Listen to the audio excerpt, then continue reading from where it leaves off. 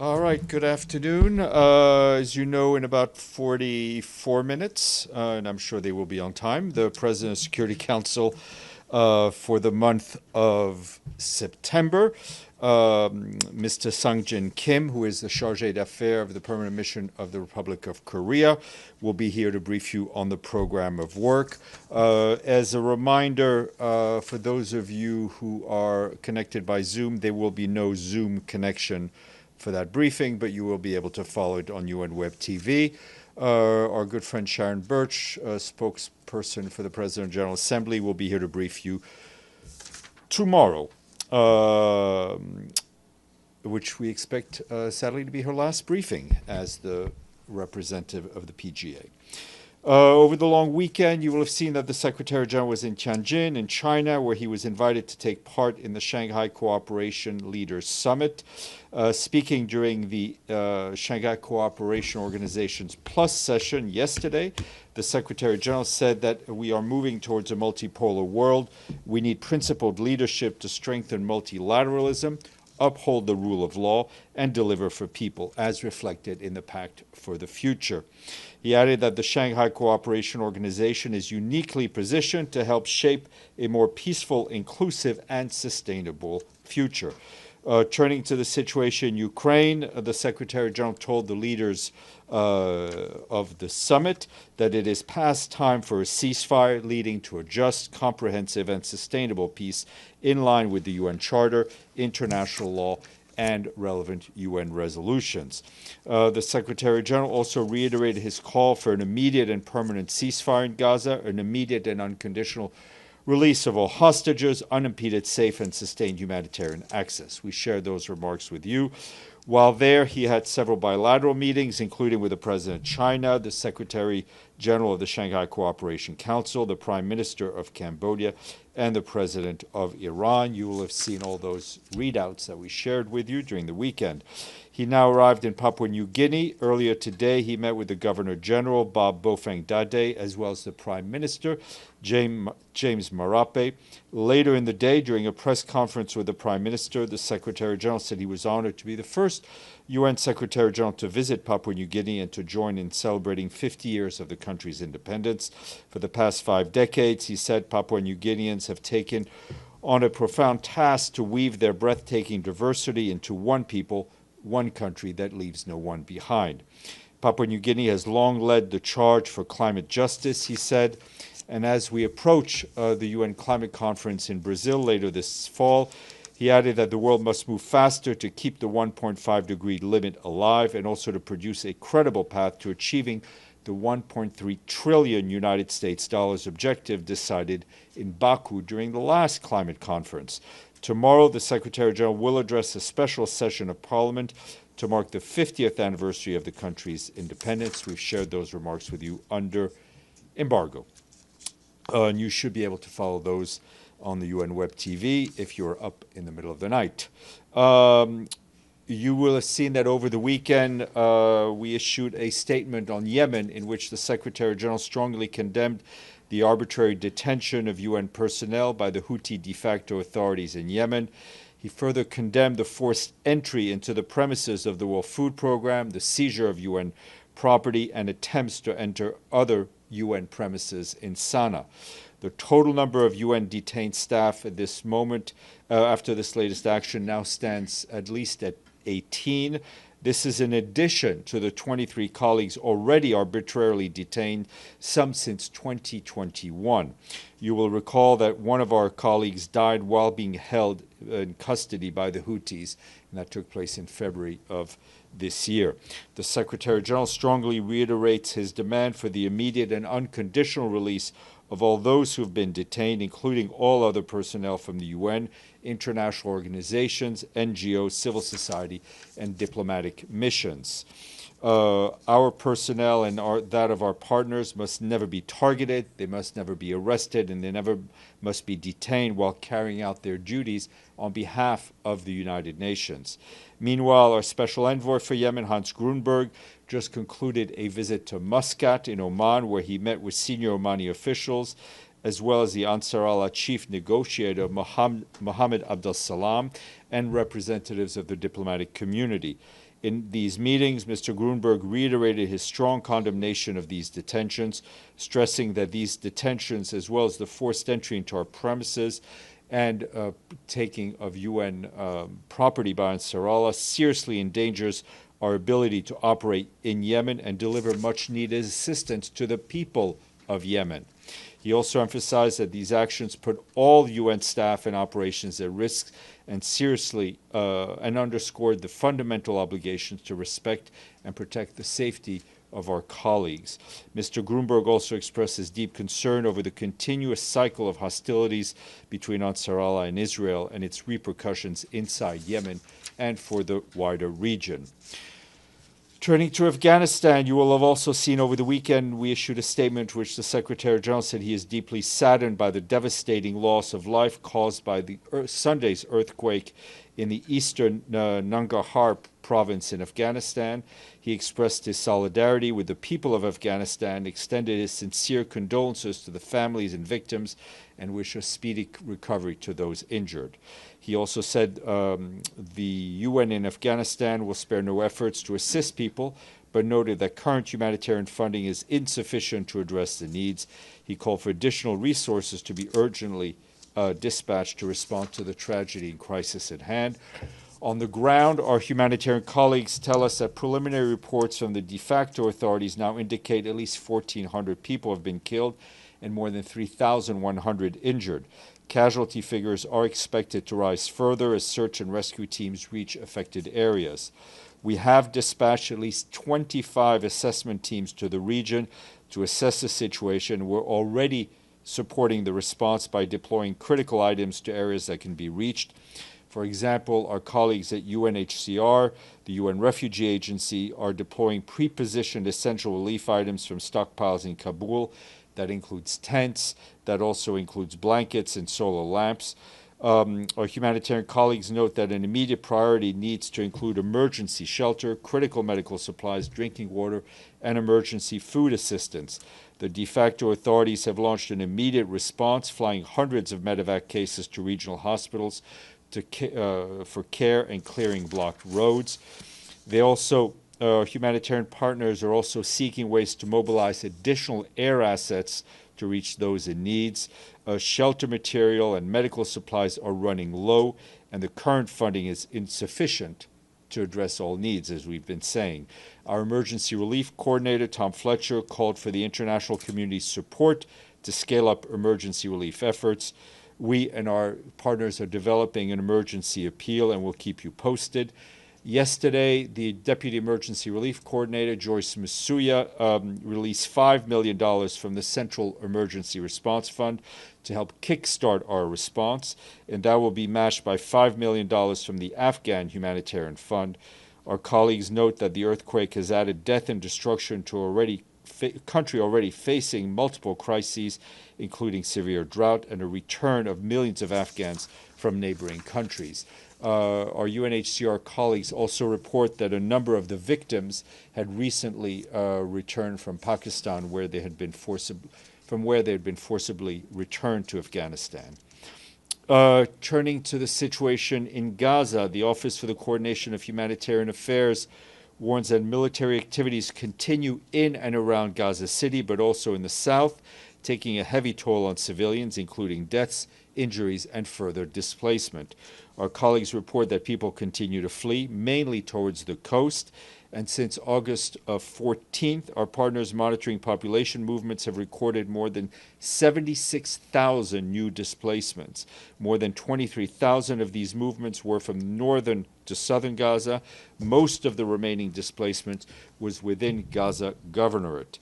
OCHA also says that coastal areas in the city are already extremely crowded with tents, forcing some of those fleeing Gaza City to move north to coastal areas near Zikim, although those areas are under displacement orders.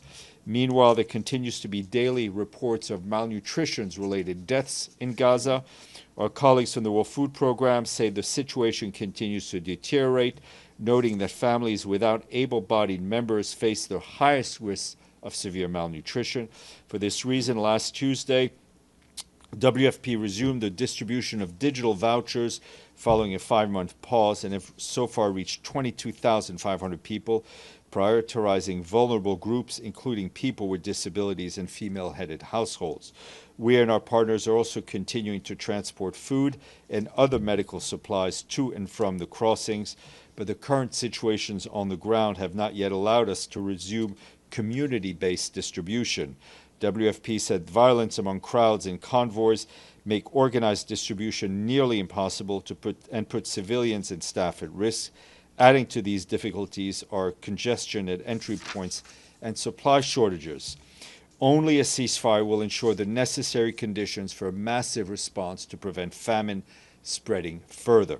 During the previous ceasefire, as you know, we reached nearly every single person in the Gaza Strip with life-saving aid, and we can do this again. Meanwhile, OCHA reports the movement of humanitarian teams inside Gaza remains heavily restricted. Between Friday and Monday, about 1 in 3 planned missions were either impeded or outright denied by Israeli authorities. That's 12 out of 37 movements that we coordinate with them. As a result, many missions couldn't be completed. Restrictions also impact the pipeline before it reaches Gaza. Our colleagues leading on logistics say that strict physical inspections by Israeli authorities continue to significantly delay aid clearance at Ashdod port. Meanwhile, yes, I'll leave it at that. Turning to Sudan, first of all, we have a new humanitarian coordinator and resident coordinator for Sudan, and that is Denise Brown, who you will have remembered not too long ago was our resident humanitarian coordinator in Ukraine. She comes to us with quite a lot of experience, as you know, and we congratulate and welcome her. In terms of Sudan, the Office of the Coordination of Humanitarian Affairs is deeply concerned by reports of the devastating landslide that struck Tarsin village in the Jebel Mara region on the border of Central and South Darfur states. That apparently took place on the 31st of August, and that came after days of very heavy rainfall. According to our humanitarian partners, it is difficult to assess the full scale of the incident or confirm the exact death toll, as the impacted area is extremely hard to reach. Preliminary reports from local sources estimate the death toll to be about 1,000 people.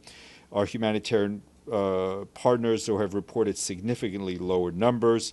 An interagency assessment will seek to provide verified figures in the coming days. In a message of condolences and solidarity, our acting humanitarian coordinator in Sudan, Luca Renda, today said we and our humanitarian partners are mobilizing to provide support to people impacted by the landslide. OCHA is also coordinated with our partners in the areas to assess needs and mount a response. Although Jebel Mara is one of Sudan's most remote and inaccessible regions, it is hosting people displaced by the ongoing conflict in other parts of the country, including those who fled North Darfur state. Our humanitarian partners also note that heavy rains have caused widespread damage and displacement elsewhere in Sudan. In Gadaref state, more than 300 people were displaced over the weekend when floods hit Bazora and Abu Nal villages. That's what the International Organization for Migration is telling us. In South Darfur, torrential rains displaced 750 people in Safia and destroyed more than 100 homes on August 31st. Impacted communities urgently need humanitarian assistance, including water, sanitation, hygiene services, emergency shelter, and many household items. Meanwhile, our humanitarian colleagues are also gravely concerned by the humanitarian situation in El Fasher. Continued shelling has reportedly killed at least 7 civilians and wounding more than 70 others in recent days. The absence of safe passage for those wishing to flee the violence continues to trap civilians in the besieged city. Recent satellite image reportedly shows more than 30 kilometers of earthen walls surrounded the city, further restricting the movement of civilians. A reminder that the Secretary General has called for an immediate ceasefire around El Fasher, stressing that civilians must be protected, safe passage must be guaranteed, and humanitarian aid must be allowed in without delay and without obstruction. And our colleagues at the UN Humanitarian Air Service, which, as you know, is operated by the World Food Program, tells us they had to end their fixed-wing air service in Nigeria last week due to lack of funding. For 9 years, The service has transported humanitarian staff, medical supplies, and critical cargo to and from the epicenter of the crisis in Borno and Yobe states, in a country that has experienced unending conflict for the past 16 years of conflict. Road transport remains extremely dangerous, and air transport is essential. In 2024, UNHAS flights had carried more than 9,000 passengers. Already this year, 4,500 humanitarian staff had relied on the service to reach affected areas. UNHAS cannot continue without funding. $5.4 million is needed to remain operational for the next 6 months. Without this funding, the humanitarian response in the Northeast risks being cut off from the very people it needs to serve. Bear with me, a couple more notes. Turning to Myanmar, a report published today by the UN Human Rights Office shows that between 2021 military coup and August 20th of this year, credible sources have verified the killings of some 7,100 people by the military. According to the report, a third of them were women and children. Human Rights Office adds that at least 29,560 people have been arrested on political grounds. More than 22,000 remain in detention without respect for a fair trial and judicial guarantees in military-controlled courts. Since the escalation of hostilities in Rakhine, hundreds of thousands more people have been displaced. The UN, we estimate that some 150,000 Rohingyas have fled to Bangladesh since November of 2023, joining nearly 1 million refugees already staying there. And another resident coordinator I wanted to announce, and that's Arnild Spence of Norway, who assumes her role as the resident coordinator in Bosnia-Herzegovina. She brings to the job almost 30 years of experience. Edie, speaking of slightly over 30 years of experience. Slightly. Slightly. Thank you, Steph. A couple of follow-ups. First, did the Houthis give any reason why they sacked the UN offices and arrested, detained so many UN staff? Look, first of all, UN staff should not be detained. What the reporting seems to indicate some sort of security issues, but our staff, regardless of what is going on, should be protected. UN premises cannot be entered in that manner. Secondly, during the meeting of the Shanghai Cooperation Council, did the Secretary General make any attempt to meet the Russian President, Vladimir Putin? There was no specific bilateral setup. And thirdly, there are rumors floating around that because of the Trump administration's ban on Palestinians, including President Abbas, from coming to the high-level General Assembly meeting at the end of the month, that the UN might move either the meeting or the high-level segment on a two-state solution to Geneva. Look, I have nothing to share with you officially. Rumors are rumors, but obviously I think that the participation of a senior Palestinian delegation to that conference seems to me essential for the topic that will be discussed. Deji. Yes, a follow-up on that question. Has the UN reached out for U.S. government to a further clarification of this policy? I know we are reaching our colleagues are reaching out to the State Department. I don't have an update on the contacts as of yet. Okay. During the Secretary General's meeting with the Iranian president in Tianjin, we all read the note. But have they talked about recent development of the imposing of sanctions by European countries? Look, the discussion was focused on regional developments, obviously on the nuclear issues, but I'm not going to give you more detail than what was in the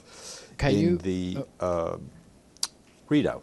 Okay, can you remind us what is the position for UN on this latest development, the reimpose of snapback sanctions? Well, I think I've read it out twice last week, so usually when I read out something the third time, I get it wrong. Abdelhamid, and then Michelle. Sorry. Thank you, Steph. There are news about Lazzarini stepping down. Can you confirm? Do you have He's not stepping down. I think his mandate's coming to an end at the in next early-ish next year. Is the SG now considering other candidates? Well, obviously somebody will be appointed to succeed him. Yep. Yeah.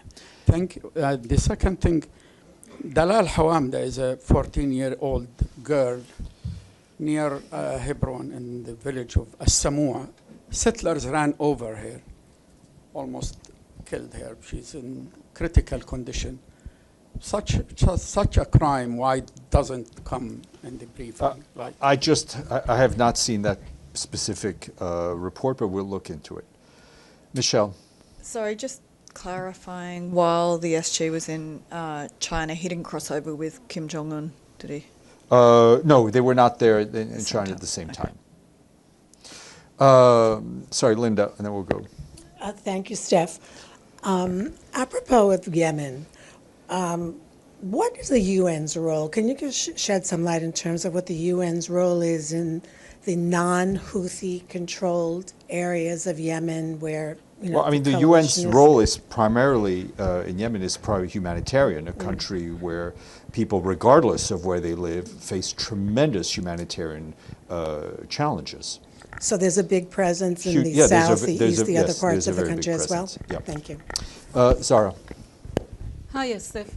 Iran, Russia, and China, in a letter to the Security Council and the Secretary General, have stated that the attempt by the 3 European countries to trigger the snapback mechanism violates the provision of the JCPOA and Resolution 2231 as the dispute resolution mechanism under JCPOA haven't yet been fully exhausted.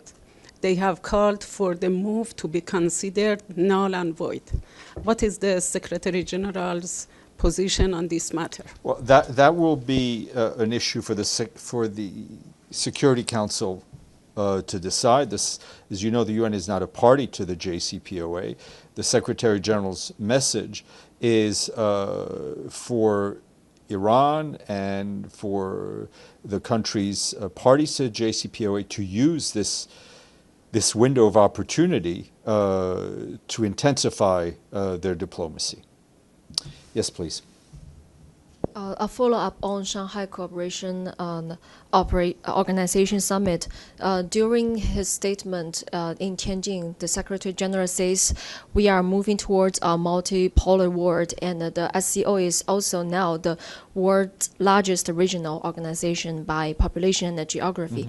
How does the UN view this expansion of SCO influence in global governance? Well, you know, the Secretary General has been saying for quite some time that we're moving into a very much a multipolar world.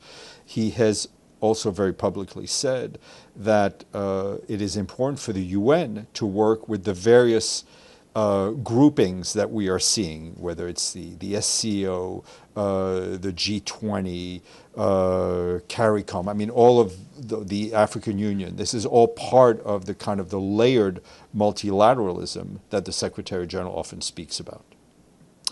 Alex, and then Stefano. Thanks, Steph. I have a follow-up on Yemen. You've mentioned the seizure of UN property. Could you please be more specific, like what we're talking about? My understanding is I think there was some electronic equipment taken. All right, thank you. Stefano. Thank you. The world-leading Association of Genocide Scholars have declared that Israel is committing genocide in Gaza. Is the Secretary General aware of this? Yes. And what does he think? Look, it's a very prominent and serious organization. It doesn't change our position, which I've stated and restated when it comes to the Secretary General using the term genocide.